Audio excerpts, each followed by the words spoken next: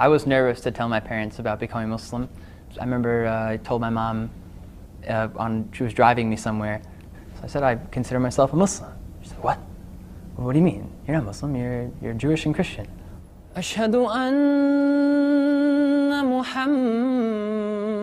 رسول الله. Peter Casey was only 15 years old when he formally converted to Islam. It had been 2 years in the making. When 9/11 happened, it made people, myself included, take a step back and say, well, what's going on here? What's this religion about? Peter went online to find some answers. And the first link that came up was for a particular website that had some keywords under it. Islam, Muslim, Allah, Muhammad, Jesus, salvation. I was like, wait a minute, what, Jesus? What's that about? Raised in a Long Island suburb by a Jewish mom and a Catholic dad, Peter was conflicted about Jesus. Was he the son of God or a false Messiah? In Islam, Jesus was neither, only a prophet. And this drew Peter's precocious intellect to the faith. Allahu Akbar, Allahu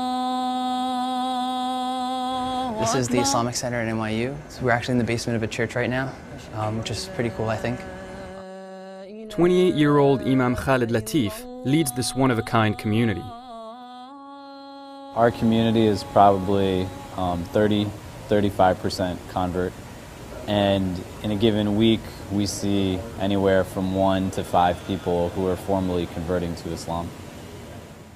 In the country at large, there are no statistics on people like Peter, but surveys show that the number of Muslims in America is set to double in less than 20 years, matching the size of the Jewish population.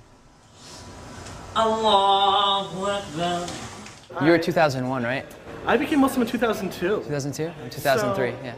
Suleiman Ferguson was raised a Christian. He has met some resistance since becoming Muslim. You know, one of the problems is people keep assuming Muslims are the other. Yeah. And maybe it's happened to you, but people have said to me, go back to where you came from. I'm from Long Island. Yeah, right. What do I do?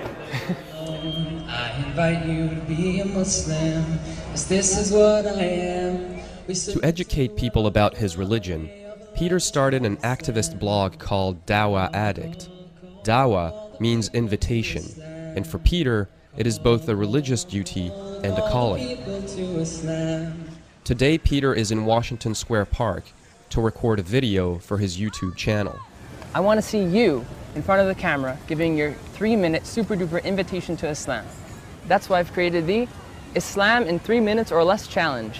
With over 5,000 subscribers and under 500,000 views, Dawah Addict has gained some visibility. See, these days everybody wants a Burger King religion. Burger King religion? You know, have it your way. It's all about... Some people buy his t-shirts and artwork. Others have even converted after watching his videos. MashaAllah, if you just took your Shahada, you are now an official Muslim. Peter's boyish looks and suburban upbringing can be assets when reaching out to non-Muslims.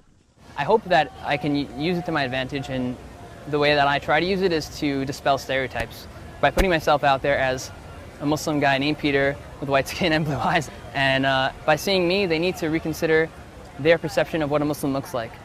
Peter remains realistic about his ability to change mindsets a decade after 9/11 and in a context of renewed angst about Islam in America.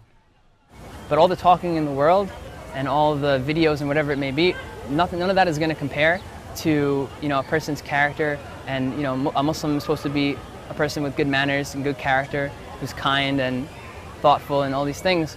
If a person meets somebody like that and gets to know a person like that, that's more powerful than any words could ever be.